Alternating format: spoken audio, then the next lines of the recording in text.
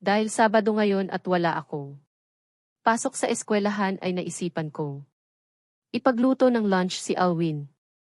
Dadalhin ko ito sa opisina niya.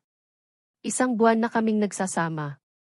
Nakakalungkot man pero wala man lang nagbago. Malamig pa din ang pakikitungo niya sa akin, iisa ang bahay na tinitirhan namin. Hindi ito matatawag na tahanan dahil wala naman itong pagmamahal na bumubuhay. Hindi. Sapat ang pagmamahal ng isa lang para bumuo ng isang pamilya. Hindi niya ako iniimik kahit sa iisang kwarto kami natutulog. Sa couch ako natutulog dahil ayaw naman niya akong makatabi sa kanyang kama. Ang bigat matulog sa kwartong iyon. Lalo na at may mas karapatan pa sa akin. Ang litrato ni Tia. Hindi din niya ako kinakausap talagang. Pinapakita niya sa akin ang kawalang importansya ko sa kanya. Umaasa pa man din ako na sana ay subukan man lang niya akong mahalin. Iyong mamuhay kami bilang mag-asawa. Hindi iyong para akong estranghero sa kanya. Dito pa din nakatira si Almira. Halos hindi din kami nagkikita tuwing weekdays dahil gabi-gabi siyang nagpa-party. Hindi pa ulit ako nakakasama. Dahil graduating ako. Focus muna ako sa pag-aaral. Manang, tikman mo nga po kung tama ang timpla, tanong ko kay Manang. Nakangiti siya habang pinagmamasdan. Ako. Amoy palang masarap na. Matutuwa. Dito ang asawa mo, aniya at kumuha ng kutsara. Pagkatapos niyang tikman, ay nag-thumbs up siya. Sana nga po, Manang, magustuhan niya. Manhid pa man din ang lalaking. Iyon, wika ko. Lalambot din iyon. Mabuti kang asawa. Pauline. Tinapik niya ako sa balikat. Ngumiti ako, isip-isip ko ay sana nga. Dumating na ang araw na iyon. Umakyat na muna ako ng kwarto para magbihis.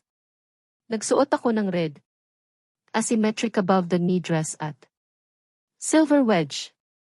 Naglagay din ako ng light makeup para naman presentable akong tignan.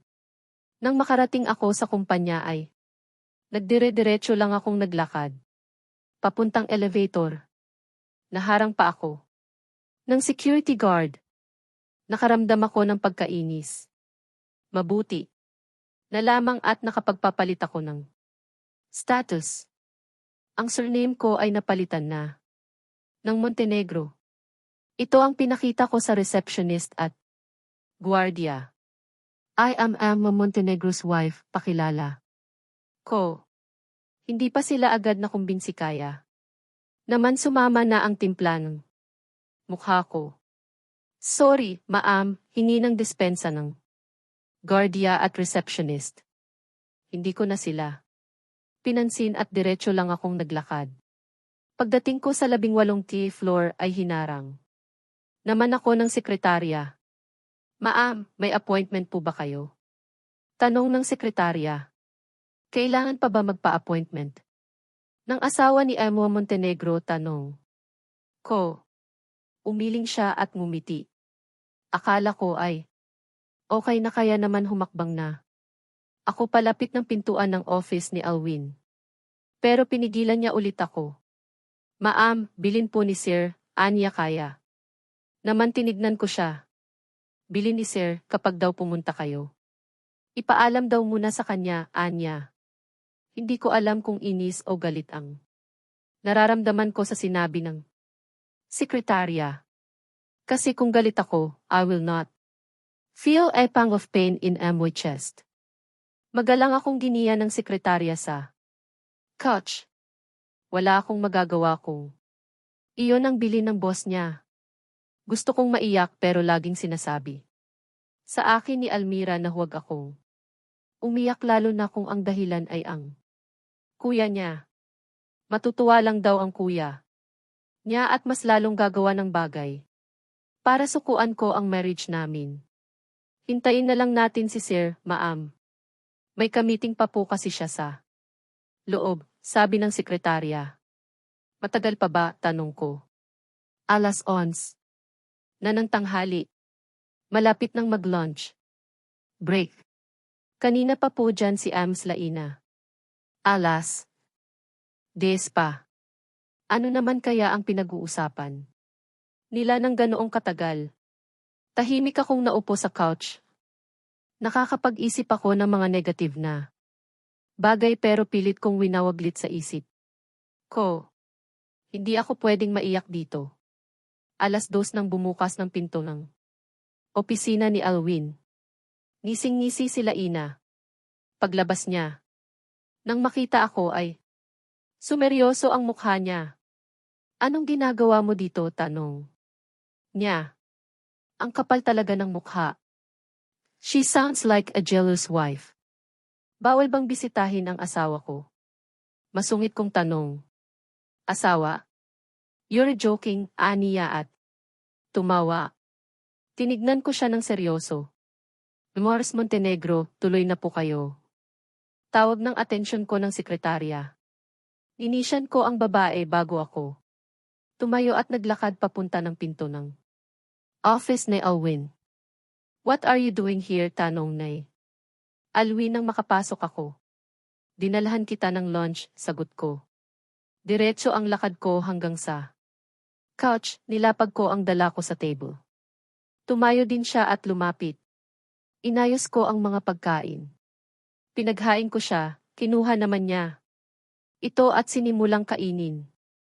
Wala siyang anumang reaksyon habang kumakain. Kumain ka na ba? Tanong niya. Umiling ako. Parang first time na. Tanungin niya ako kung kumain na ba. Ako. Ang babaw pero naiiyak ako dahil doon. Kumain ka na, hindi ko maubos lahat. Ang dala mo, Anya. Tumango ako. Naghain na din ako para sa sarili ko at sinabayan siyang kumain. Tahimik. Kaming pareho hanggang sa matapos. Kaming kumain.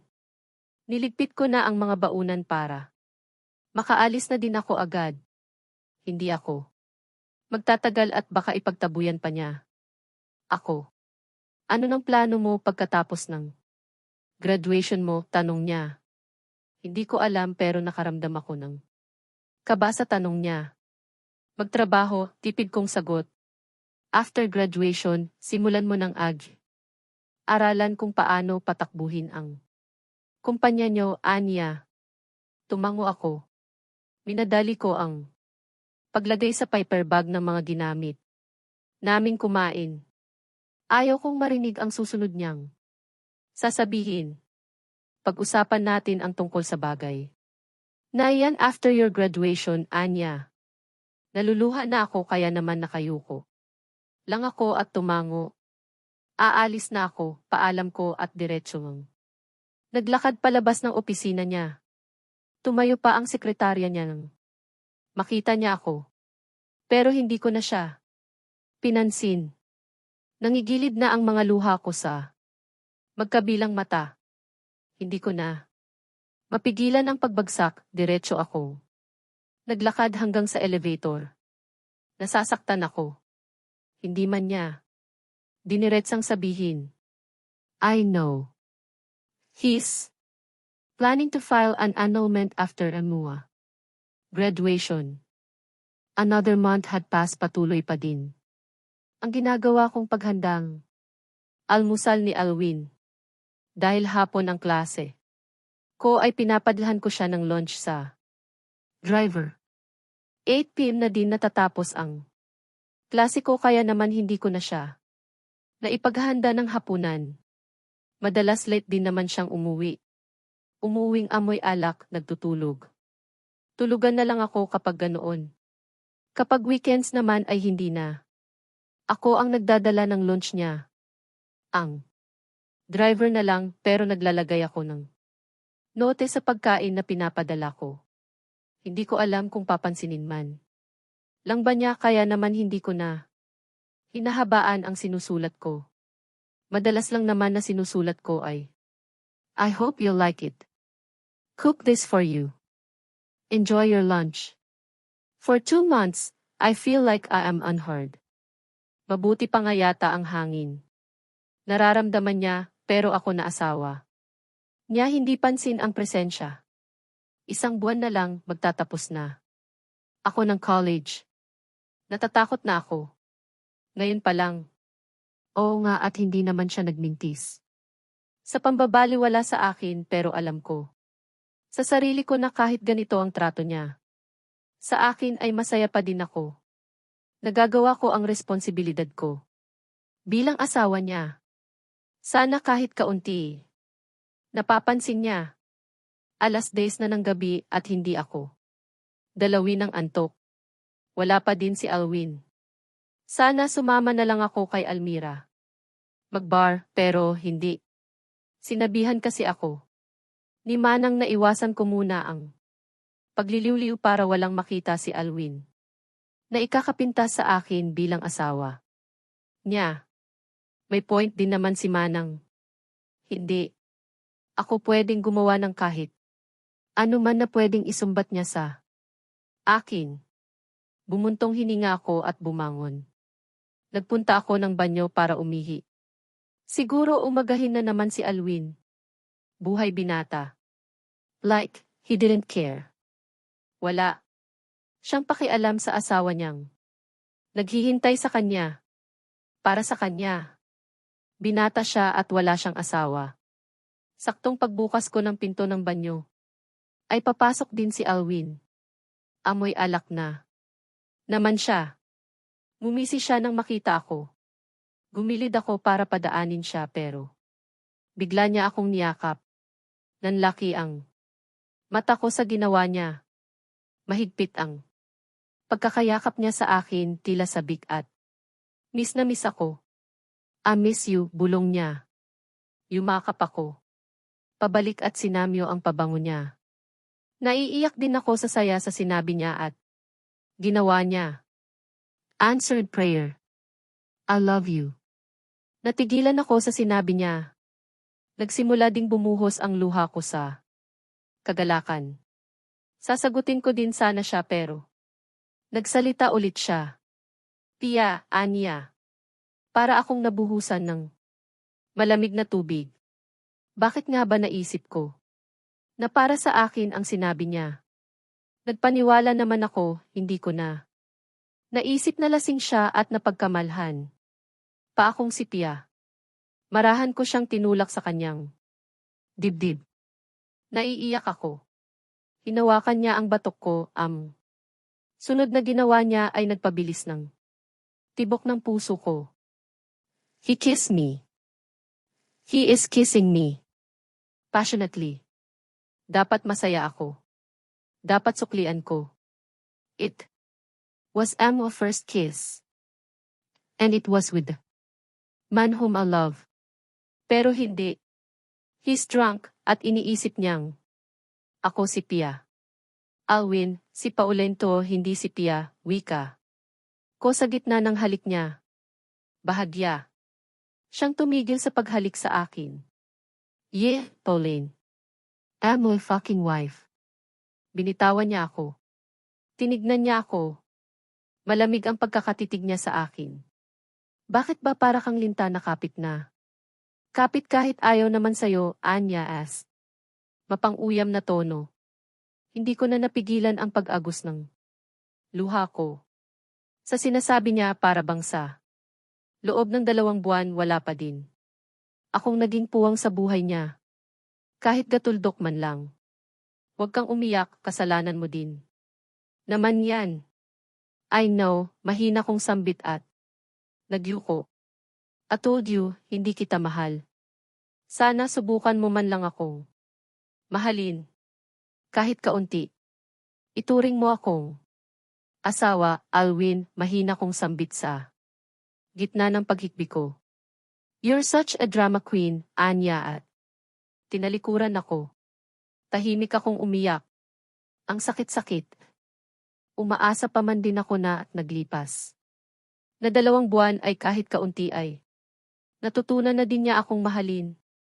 Pero wala talaga. 1 buwan na lang ang at matatapos. Na ang pagiging Emmanuel Montenegro ko.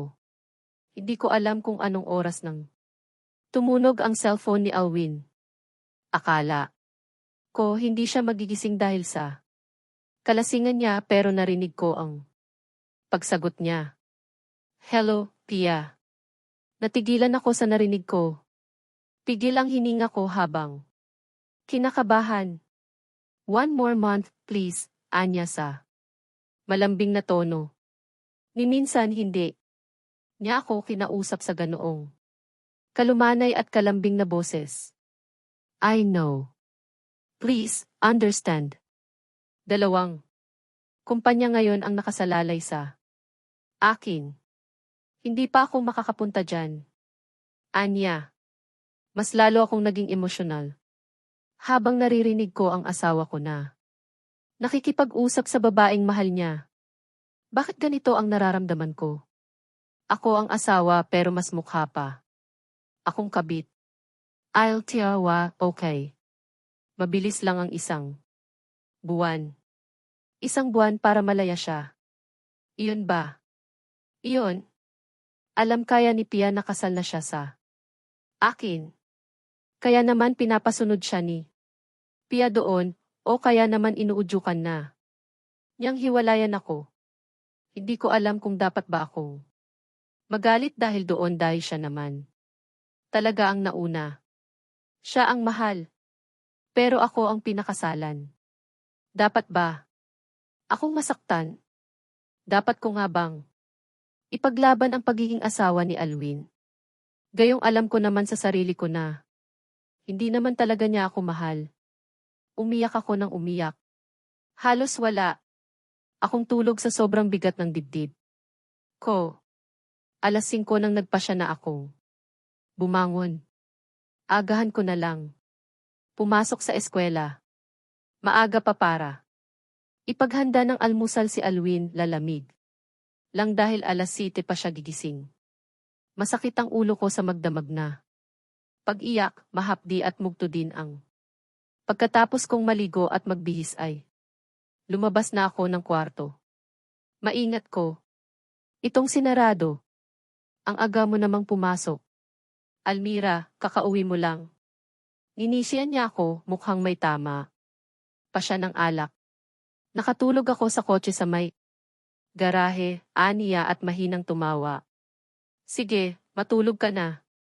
Papasok na din ako. Humakbang na ako pero si Almira ay nanatiling nakatayo. Umiyak ka na naman, Anya. Umasa kasi ako.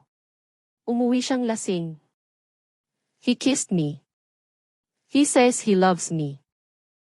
He says he missed me. He thought I was Pia. Naluha na naman ako. Mahinang napamura si Almira. Narinig ko din ang usapan nila. Plano niyang sundan si Pia doon. Hinihintay lang niya ang isang buwan. In 1 month, gagraduate na ako. Siguro doon niya ako hihiwalayan. Napakuyom ng kamao si Almira. Nilapitan niya ako at niyakap.